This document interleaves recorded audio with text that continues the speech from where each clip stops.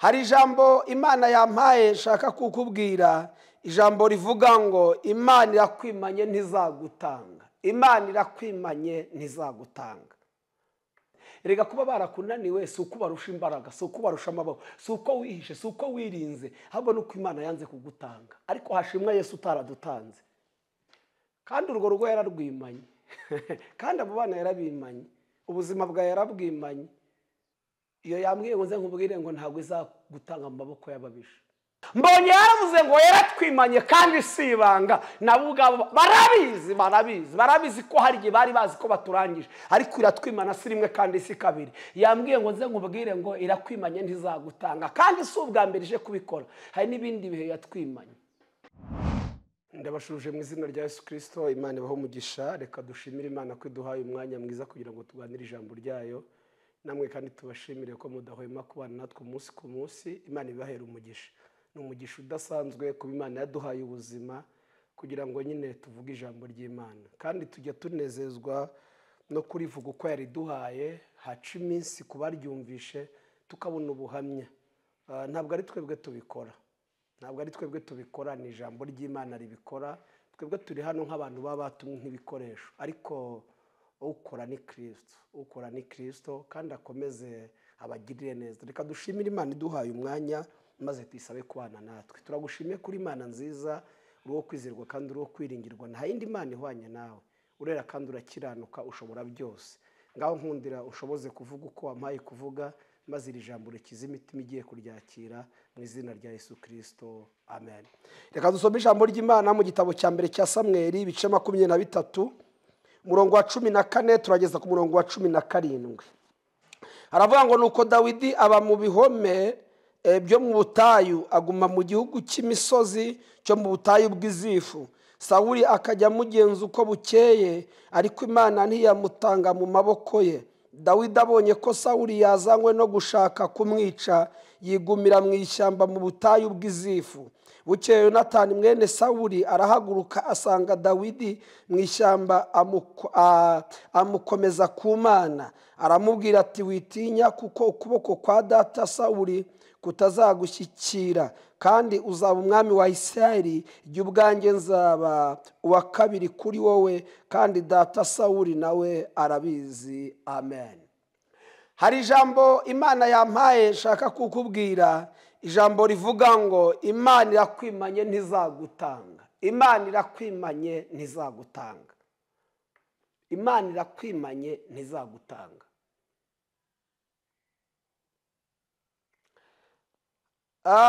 Hari igihe tugira umugisha udasanzwe, Imana ikavugana natwe. Mbifata nk'umugisha n'ubuntu budasanzwe. Nugira umugisha wo kumva ijwi ry'Imana, rishobora kunyura mu ijambo ry'Imana, rishobora kunyura mu ndirimbo, rishobora kunyura mu buhanuzi, ryanyura mu nzozi no mu iyerekwa. Imana igivuganira natwe ahantu hatandukanye. Niyo mpamvu kuryumva ntukabifate nk'ibisanzwe. Niryo jwi wumva amateka agahinduka, niryo jwi wumva ukakira ibyiringiro, niryo jwi wumva ukumva ihumure riraje. Impamvu ngiye gutanga iyi temoignage bijyanye n'iri jambo rivuga ngo Imana irakwimanye ntizagutanga. Igihe kimwe nagiye gusenga, Imana irambwira ngo indinze gupfakara, indinze amarira yo kubura umudamu wanjye. Mpita nihutira gufata amasengesho, ndasenga. Imana irambwira ngo icyo kintu gikuyeho, ariko nzabona ikimenyetso. Ndabwira nti ikimenyetso wagira, oya, ubwo ubikuyeho ushimwe. Maze iminsi mike shoje ayo masengesho, madamu yagize ikibazo, bamuterereza amahembe. Iyo mvuga ibi ngibi mba nshatse kwerekana ko niba Imana ivuze ijambo, ashobora kuba ari umuntu umwe cyangwa babiri, ariko ntabwo message yazi idafite uwiziye. Buno buhamya njya mbutanga. Kubera icyo kibaye, menya yuko atari ibyo kujyana kwa muganga. Ibihe nari ndimo byari bikeneye ko nanjye shaka izindi mbaraga z'undi muntu uri bumfashe gusenga. kuko hari igihe abantu bajya bagira ngo twebwe duhora mu mwuka gusa nitujya ducika intege. Oya na Yesu yarabivuze ngo umutima urabikunze ariko umubiri ufite intege nkeya. Bavandi, erega natwe mujya mudusenya ntago tuba mu ijuru, ntago turi abamarayika. Hari igihe duhura n'ibigeragezo ukumva imbaraga uhaza Mana bizarangira gute, kandi ukaba uri muri ibyo bihe abantu bakagukeneraho inkomezi kandi nawe watentebutse.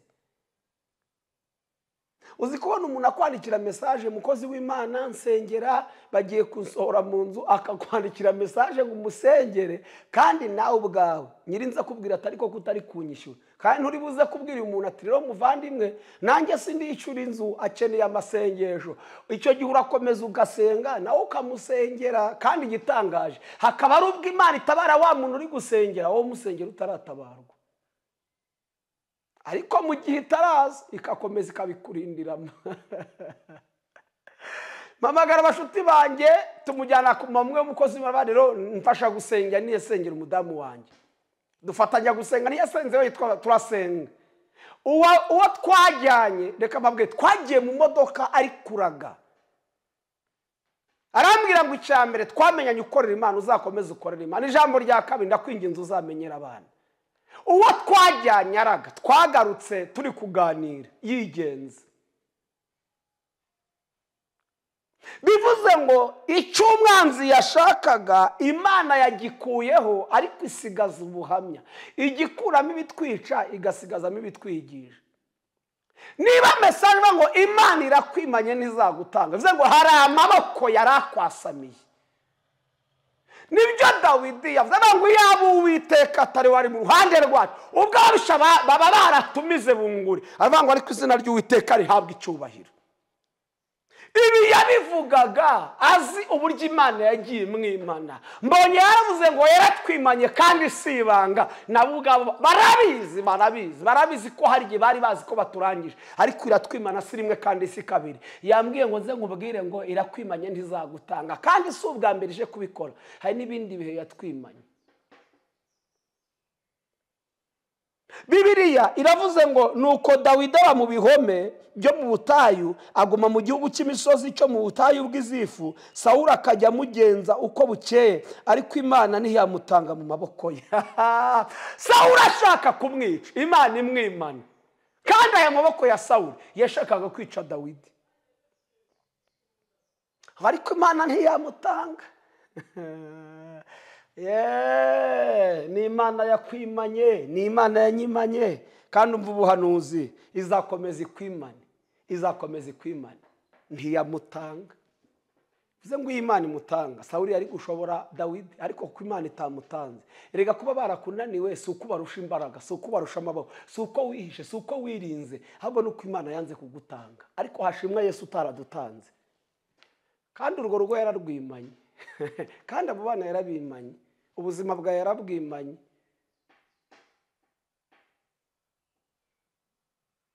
Iyo yambwiye ngo nze nkubwire ngo ntabwo izagutanga amaboko y'ababisha. Bibiliya igaragaza kuri 15 ngo Dawidi abonye ko Sawuli yazanywe no gushaka kumwica, yigumira mu ishyamba mu butayu bw'Izifu. Bukeye Yonatani mwene Sawuli arahaguruka asanga Dawidi mu ishyamba, amukomeza ku Mana. Imana igiye guha abantu bagukomeza mu gihe uri mu kaga n'amakuba, nubwo ataguha ibyo ukeneye, ariko basi aba ari kumwe nawe muri icyo gihe cyakaga n'amakuba. Abantu turabakenera. Amusanga aho yihishe, amukomeza ku Mana, afati nubwo data guhiga ariko komera. Uraje wumve hepfo amagambo yamubwiye, ntago abantu bose bakwanga, kandi ntiwakundwa na bose. Nabwiye abantu ngo ushaka gukundwa na bose azaba amafaranga. Amafaranga niyo akundwa n'abantu bose, ariko ubu ntiwakundwa na bose, ariko ntiwakwanga na bose. Tekereza kuwigwa n'umubyeyi umwana we akajya kuburira. Ariko Imana igira inzira nyinshi. Aramubwira ati witinya kuko ukuboko kwa data Sawuli kutazagushyikira. Haleluya. Aramuzi ariko aravuga ati witinya, ukuboko kwa data ntikuzagushyikira. Nawe ubwo arabizi kuzaba umwami. Haleluya. N'abakurwanya barabizi kuzakomera. Erega nta kindi barwanya, bararwanya inyenyeri yawe, ariko nta wayizimya ngo bikunde. Aravuga ngo nubwo akurwanya ntazagushyikira. We hejuru havuze ngo Imana yamutanze, ntazagushyikira. Nubwo akurwanya nawe arabizi kuzaba umwami, kandi nanjye nkazabigenza gutya. Ndashimira Imana, nibarwane baroge bagire gute, nabo barabizi ko batazadushobora. Umugambi w'Imana uzasohora. Nagutumweho nkubwire ngo ntizagutanga, irakwimanye ntizagutanga. Uyu mwaka uzawurangiza uri amahoro, Imana irakwimanye ntizagutanga. Kandi kwimanye kubw'iki kwimaniye? Hari impamvu ikwimanye, hari impamvu ikwimanye, hari impamvu ikwimanye, hari impamvu ikwimanye. Byarangiye Dawidi abaye umwami nk'uko Imana yabivuze. Irakwimanye ntizagutanga. Reka dusenge dushimire Imana. Mana, turagushimiye kuri Imana nziza, uri wo kwizerwa kandi uri wo kwiringirwa. Ndagushimiye ko hari ababyeyi wimanye, hari abagabo wimanye, hari abasore n'abakobwa wimanye. Ntuzabatanga mu maboko y'ababisha, kandi icyo wagambiriye kizasohora. Tugushimiye kutwimanye kandi wakomeje no kutwimana, kandi uzakomeza utwimane. Byose tusabye twizeye mu izina rya Yesu Kristo, amen. Imana ibaho umugisha, Imana ibagire neza. Irakwimanye ntizagutanga mu maboko y'ababisha. Amen, amen.